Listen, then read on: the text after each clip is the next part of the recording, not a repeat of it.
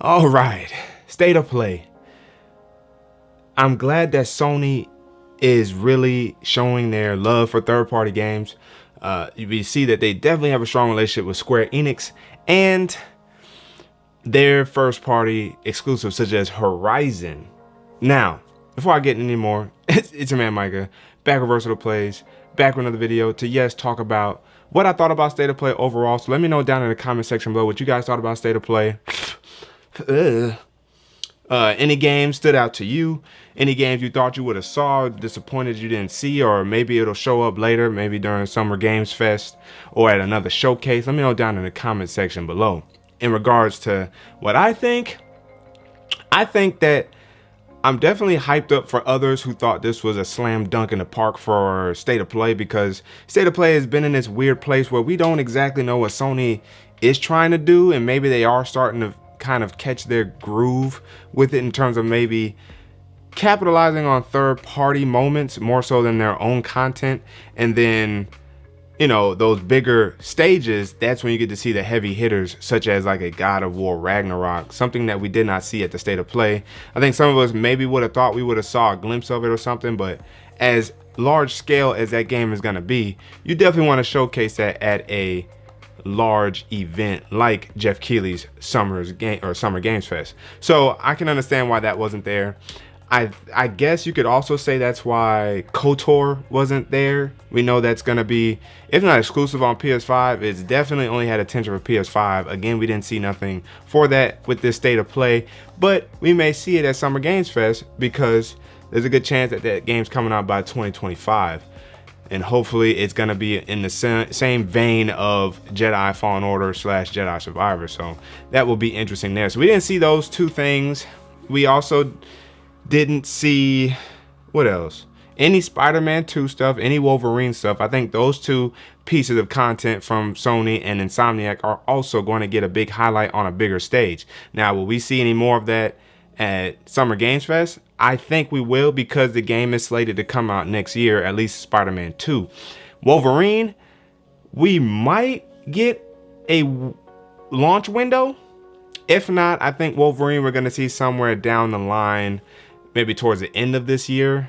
You know, I wouldn't say Gamescom per se, but maybe at another event later on in the year, we may finally get some look at Wolverine, because we don't know when that's coming out. But I definitely can see some more Marvel Spider-Man 2 footage, trailer, gameplay, something of that realm at Summer Games Fest. But we did not get that at the State of Play. We also of course didn't get no Death Stranding 2, but there's a big relationship between Jeff Keighley with that. So I think we might get a look at Death Stranding 2 there. I never finished playing the game. I definitely may look at just watching the cutscene, little cinematic movie, but it's like 11.5 hours, so we'll see. I made it like maybe 20-30% of the way through the game, and I got stuck at one specific mission where it's like I had to get something, but I guess I lost the delivery and I don't even know what it is, and it just won't let me progress. So I think that game I may not be able to fully progress in, but I did enjoy the game when I was playing it. We didn't see nothing of that nature here. Dead Space, we didn't either, but we know that that's coming next year, so that might be held for Summer Games Fest. We did get Callisto Protocol, which looks gruesomely scary. That comes out December 2nd, 2022. And then we got Resident Evil 4 Remake. Those who are excited for the Resident Evil series, that opened up the showcase, which was interesting and pretty nice. So Capcom had a big presence at the State of Play. Street Fighter 6, a little bit more interested in that for me personally, even though I kind of hit and go touch Street Fighter. That one looks pretty nice. The graphics looks real clean, and then it's like kind of open worldish. So that was interesting to see from Street Fighter. A lot of VR2 noise. You know, that clearly must be coming down the pipeline if they're starting to push VR2 games. The biggest thing that stuck out to me though was the Horizon content. Call of the Mountain, more gameplay looks at that game. That game looks fun, looks enticing. The other game that I still want to play on VR is the Iron Man VR game. So I think with Horizon Call of the Mountain being on that platform now, I really want to maybe dive into VR a little bit. I know it's going to be a hefty price tag though, like some $400. But it might be worth the investment going forward, especially if it feels good to play and it's fun to play. That's really like my big skepticism with VR right now. The other aspect of Horizon Forbidden West was we got a major update to the game as of yesterday, which dropped New Game Plus mode, something I've been waiting on, so now I can finally stream that for you guys. We got basically a transmog mode where you basically can switch your outfits out. So now it makes it even easier in Horizon to customize your outfits with specific coils as well to actually have proper loadouts depending on what you're trying to do. So if you can really switch it on the fly like that, then it will be interesting to see how that really works in game. So like if you have more of a melee based outfit, then you know, maybe with the tap of the D-pad or something, you can switch your outfit out just like that, and now you're ready to do some melee. Maybe you have something that's a little more stealthy that you need to wear because you need to navigate through tall grass and not be seen, and it improves your silent strikes. Put that outfit on. One that capitalizes on just destruction by the arrow. You put that outfit on, you know what I'm saying? So I like that. The one thing I don't like, oh, and I don't want to say I didn't like, but one thing I was actually a little surprised that we didn't hear was the lack of DLC for Horizon Forbidden West.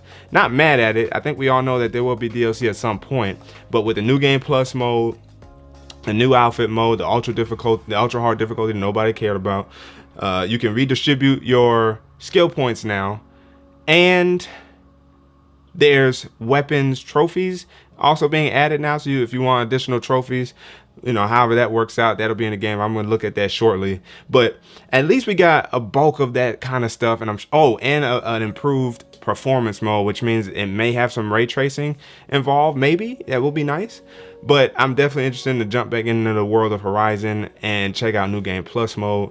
And hopefully within another month or two, we'll get to hear something about the Horizon Forbidden West DLC. It is possible that the DLC could be held for Summer Games Fest.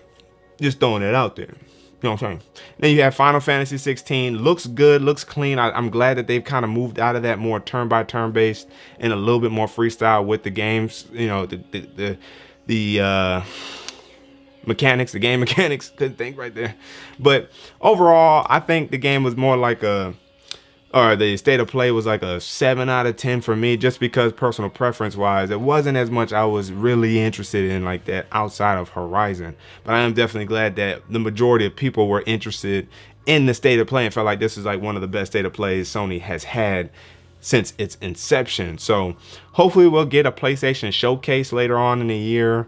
Maybe PSX, which I really feel like they've kind of just moved away from, unfortunately.